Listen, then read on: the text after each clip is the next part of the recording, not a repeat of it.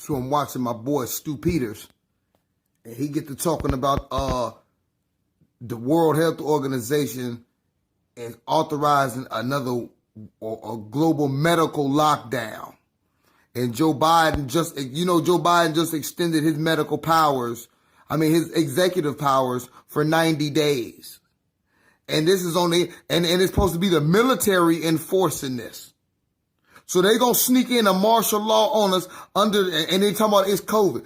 Joe Biden already said that the COVID pandemic was over. And now I guess he wasn't supposed to say that. So now they making him retract. He coming back now saying he reauthorizing his powers for 90 days. How and for what reason? So I'm watching Stu Peters and he like, they finna force a lockdown on us, y'all. They finna force this lockdown and it's gonna be the military that's finna do the enforcing. And it's finna go through the winter. That's what they talking about right now. Locking the people down, enforcing it by the military. This is what's being reported by Stu Peters. He always a good, reliable, you know what I mean? I fucks with him. Y'all go check it out though, but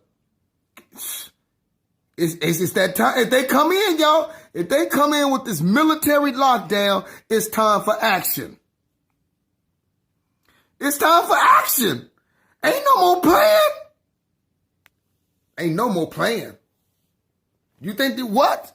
If they sneak in, if they come in under the rules of a military, you know what this is, this martial law. It's go time. Boy, everything that a motherfucker said that they was gonna need, they better have it.